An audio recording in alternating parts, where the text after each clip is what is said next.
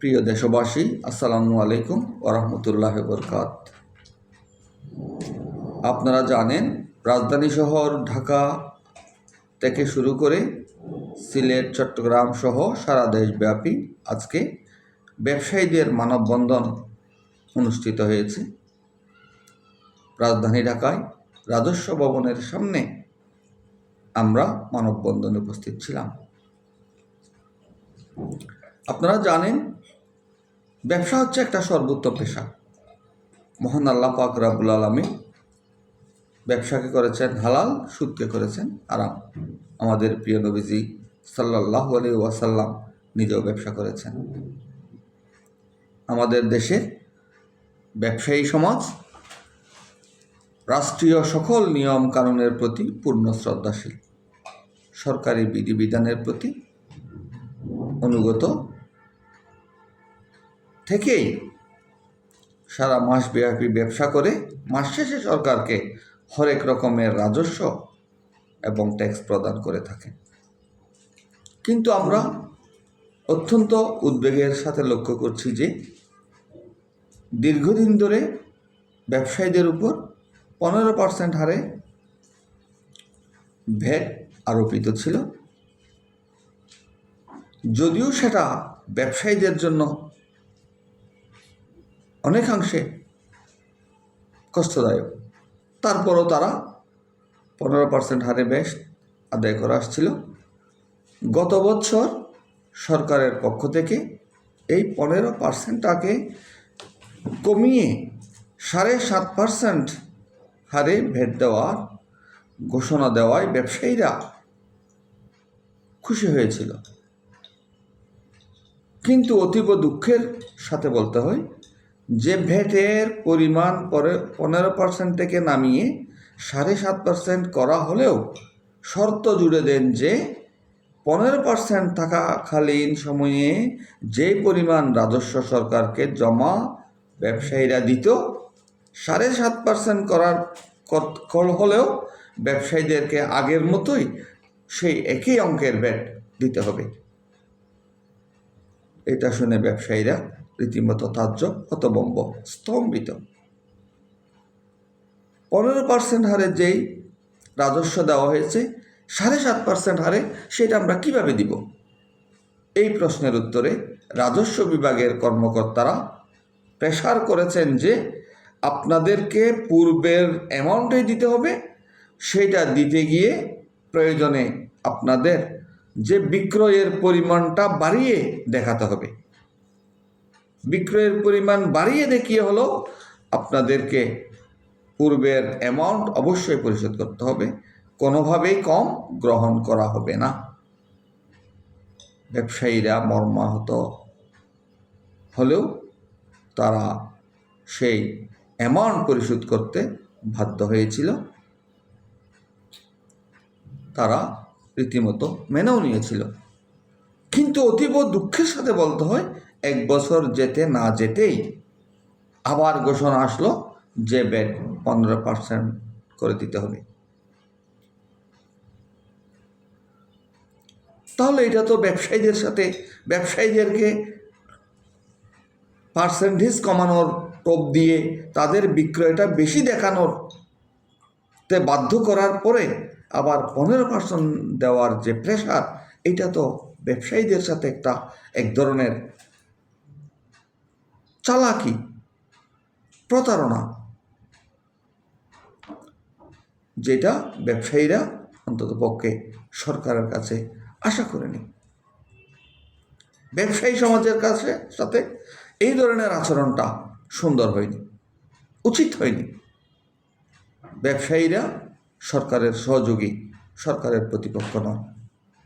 ব্যবসায়ীরা ব্যবসা করে রাজস্ব দিয়ে দেশের অর্থনীতির চাকাকে ঘোরানোর জন্য প্রাণান্ত চেষ্টা করে, অর্থনীতিকে মজবুত করে, দেশের রাজস্বকে সমৃদ্ধ করে।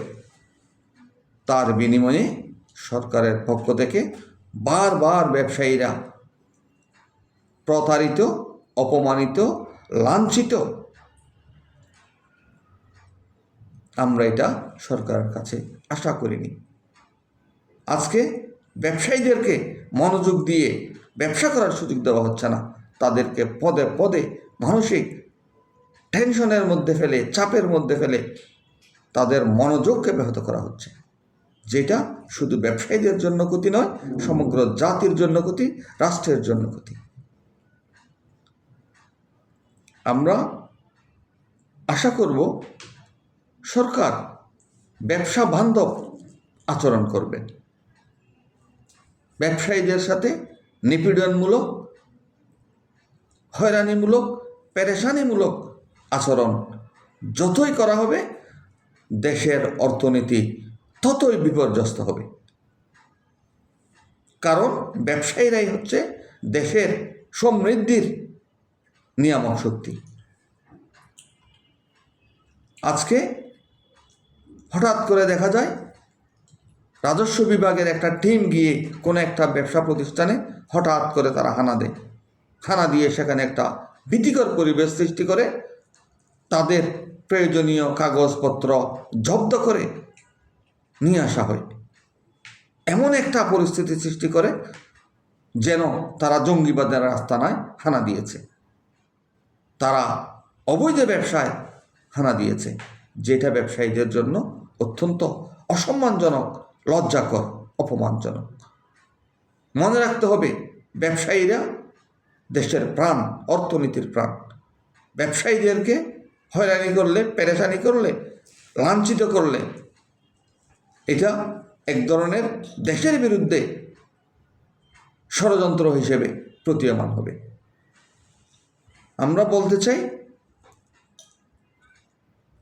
আপনারা ভ্যাটের রাজস্ব বৃদ্ধির জন্য ভ্যাটের আওতা বৃদ্ধি করেন, সিংহভাগ মানুষকে ভ্যাটের আওতায় নিয়ে আসেন। আপনারা সেটা না করে যারা ভ্যাট দিচ্ছে তাদের উপর পৌনঃপুনিকভাবে ভ্যাটের বোঝা বাড়িয়ে, দফায় দফায় ভ্যাটের বোঝা বাড়িয়ে তাদেরকে বিপর্যস্ত করে তুলেছেন। এই জিনিসটা না করে আপনারা ভ্যাটের আওতা বাড়ান যদি, এবং ভ্যাটটাকে সহনীয় মাত্রায় নির্ধারণ করেন। যদি এটা করতে পারেন তাহলে দেশের সিংহভাগ মানুষ রাজস্ব প্রদানে উৎসাহিত হবে, উদ্দীপ্ত হবে, উজ্জীবিত হবে, অনুপ্রাণিত হবে,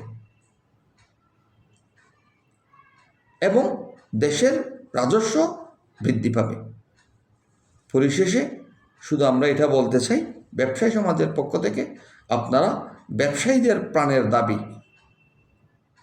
ভ্যাটটা সহনীয় মাত্রায় করার জন্য এটা 7.5% থেকে কমিয়ে 5% নির্ধারণ করে ভ্যাটের আওতা বাড়িয়ে ব্যবসায়ীদেরকে সুন্দরভাবে ব্যবসা করার একটা উপযুক্ত পরিবেশ তৈরি করে দিন।